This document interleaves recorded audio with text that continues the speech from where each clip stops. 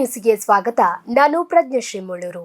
ಹಿರಿಯ ಸಿವಿಲ್ ಮತ್ತು ಜೆಎಂಎಫ್ಸಿ ನ್ಯಾಯಾಲಯ ಬಂಟ್ವಾಳ ಇಲ್ಲಿ ಕರ್ತವ್ಯ ನಿರ್ವಹಿಸಿದ ಭಾಗ್ಯಮ್ಮ ಇವರು ಹುಣಸೂರು ನ್ಯಾಯಾಲಯಕ್ಕೆ ವರ್ಗಾವಣೆಗೊಂಡಿದ್ದು, ಈ ನಿಟ್ಟಿನಲ್ಲಿ ಗೌರವ ಅಭಿನಂದನೆ ಮತ್ತು ಬೀಳ್ಕೊಡುಗೆ ಸಮಾರಂಭ ವಕೀಲರ ಸಂಘ ರಿಜಿಸ್ಟರ್ ಬಂಟ್ವಾಳದ ವತಿಯಿಂದ ಇಂದು ನಡೆಯಿತು.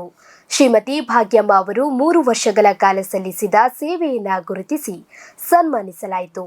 ಈ ವೇಳೆ ತನ್ನನ್ನು ಸನ್ಮಾನಿಸಿದ ಬಾರ್ ಅಸೋಸಿಯೇಷನ್ಗೆ ಶ್ರೀಮತಿ ಭಾಗ್ಯಮ್ಮ ಧನ್ಯವಾದ ಸಲ್ಲಿಸಿದರು. ವಕೀಲರ ಸಂಘ ರಿಜಿಸ್ಟರ್ ಬಂಟ್ವಾಳದ ಅಧ್ಯಕ್ಷರಾದ ರಿಚರ್ಡ್ ಕೋಸ್ತಾ ಎಂರವರು ನ್ಯಾಯಾಧೀಶೆ ಶ್ರೀಮತಿ ಭಾಗ್ಯಮ್ಮರ ಮುಂದಿನ ಜೀವನ ಸುಖಕರವಾಗಿರಲಿ ಎಂದು ಶುಭ ಹಾರೈಸಿದರು. ಈ ಸಂದರ್ಭ ವೇದಿಕೆಯಲ್ಲಿ ಹೆಚ್ಚುವರಿ ಸಿವಿಲ್ ಮತ್ತು ಜೆಎಂಎಫ್ಸಿ ನ್ಯಾಯಾಧೀಶರಾದ ಕೃಷ್ಣಮೂರ್ತಿ ಎನ್, ಪ್ರಧಾನ ಕಾರ್ಯದರ್ಶಿ ಕೆ ನರೇಂದ್ರನಾಥ್ ಭಂಡಾರಿ ಸೇರಿದಂತೆ ಹಲವರು ಉಪಸ್ಥಿತರಿದ್ದರು. ಉಪಾಧ್ಯಕ್ಷರಾದ ದಯಾನಂದ ರೈ ಸ್ವಾಗತಿಸಿದರು. ಪ್ರಧಾನ ಕಾರ್ಯದರ್ಶಿ ಕೆ ನರೇಂದ್ರ ಭಂಡಾರಿ ಧನ್ಯವಾದ ಸಮರ್ಪಿಸಿದರು. ಯುವ ವಕೀಲರಾದ ಸ್ವರ್ಣಗೌರಿ ಕಾರ್ಯಕ್ರಮ ನಿರೂಪಿಸಿದರು. ಕಾರ್ಯಕ್ರಮದಲ್ಲಿ ಹಿರಿಯ ಕಿರಿಯ ವಕೀಲ ಮಿತ್ರರು ಉಪಸ್ಥಿತರಿದ್ದರು.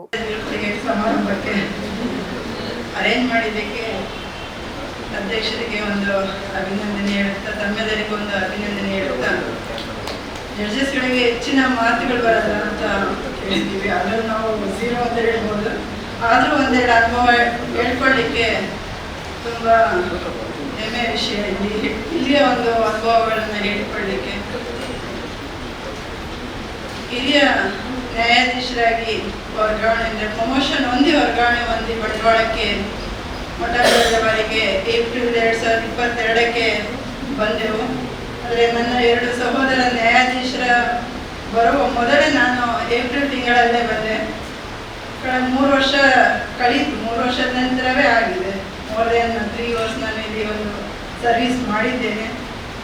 ಆ ಒಂದು ಸರ್ವಿಸ್ ಮಾಡಲಿಕ್ಕೆ ಹೆಚ್ಚಿನ ಪ್ರೋತ್ಸಾಹ ನೀಡಿದ್ದು ಅಂದರೆ ತಮ್ಮೆಲ್ಲರ ಅನುಭವ ಮತ್ತು ಒಂದು ಈ ಕಾರ್ಯ ಅಡ್ವೊಕೇಸಿ ಅನ್ನೋ ಒಂದು ಕಾರ್ಯ ಚಟುವಟಿಕೆ ನಮ್ಮನ್ನು ಈ 3 ವರ್ಷ ಅವಧಿಯಲ್ಲಿ ಇನ್ಸ್ಪಿರೇಷನ್ ತುಂಬಾ ಮಾಡಿದೆ ಅಂತ ಹೇಳಲಿಕ್ಕೆ ಹೆಮ್ಮೆ ವಿಷಯ. ಪ್ರತಿಯೊಂದು ಕಾರ್ಯಕ್ರಮದಲ್ಲೂ ನಾನು ಮೇಡಮ್ ಹತ್ರ ಹೋದಾಗ, ಮೇಡಮ್ ನಮ್ಮ ಈ ದಿವಸ ಇಂಥ ಕಾರ್ಯಕ್ರಮ ಇದೆ ಅಂತ ಹೇಳಿದ ತಕ್ಷಣ ಮೇಡಮ್ ಹೇಳಿದ್ರು, ಇಲ್ಲ ನನ್ನ ವರ್ಕಿಂಗ್ ಟೈಮು ನನಗೆ ಬರಲಿಕ್ಕೆ ಆಗ್ತಾ ಇಲ್ಲ ಅಂದರೆ ಅವರು ಆ ಪರ್ಟಿಕ್ಯುಲರ್ ಟೈಮ್ಗೆ ವರ್ಕಿಂಗ್ ಟೈಮ್ಗೆ ಅಷ್ಟು ಇಂಪಾರ್ಟೆಂಟ್ ದಕ್ಷತೆ ನಿಷ್ಠೆಯನ್ನು ಹೊಂದಿದ್ರು. ಆದರೂ ಸ್ವಲ್ಪ ಒತ್ತಾಯ ಮಾಡಿದಾಗ ಆಯಿತು ನಾನು ಬರ್ತೀನಿ ಅಂತ ಹೇಳ್ತಿದ್ರು.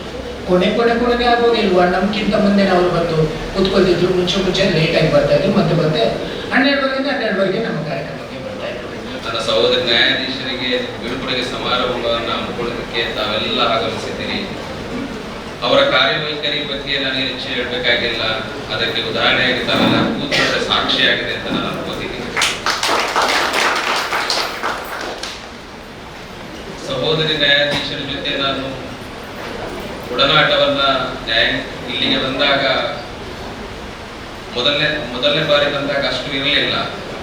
ಯಾಕಂದ್ರೆ ನನ್ನ ಕ್ವಾರ್ಟರ್ಸ್ ಬೇರೆ ಇತ್ತು, ಬೇರೆ ಕ್ವಾರ್ಟರ್ಸ್ ಮೇಡಮ್ ಬೇರೆ ಕಡೆ ಇತ್ತು. ಕೋರ್ಟಿನ ಕಾರ್ಯಕ್ರಮಗಳೆಲ್ಲಷ್ಟೇ ಬೇರೆ ಆಗ್ತಾ ಇದ್ವಿ. ನಂತರದಲ್ಲಿ ನಾನು ಕ್ವಾರ್ಟರ್ಸ್ ಬದಲಾವಣೆ ಆಗಿದ್ದೀನಿ. 2024 ಡಿಸೆಂಬರ್ ಇಂದ ಒಂದೇ ಕ್ವಾರ್ಟರ್ಸ್ ಅಲ್ಲಿ ನಾವೆಲ್ಲ ಒಂದೇ ಕಡೆ ಬಂದಂಗ ಆಯ್ತು. ಸೊ ಅಲ್ಲಿ ನನಗೆ ಏನಾಯ್ತು ಅಂದ್ರೆ, ನನಗೆ ಕುಟುಂಬದ ಸದಸ್ಯರು ಅಂತ ಫೀಲ್ ಆಗುವಂತಹ ಒಂದು ವ್ಯವಸ್ಥೆ ನನಗೆ ಮೇಡಮ್ ಕಲ್ಪಿಸ್ಕೊಟ್ರು. ಯಾಕೆಂತಂದ್ರೆ ನಾನು ಅಲ್ಲೊಬ್ಬ ಒಂಟಿಯಾಗಿದ್ದೆ. ಇಲ್ಲಿ ಬಂದಾಗ ನನಗೆ ಸಹೋದರಿ ಸಿಕ್ಕಿದ್ರು, ಸಹೋದರ ಸಿಕ್ಕಿದ್ರು. ಯಾವತ್ತೂ ಕೂಡ ನಮ್ಮಲ್ಲಿ ಭೇದ ಭಾವ ಇರ್ತಿರ್ಲಿಲ್ಲ.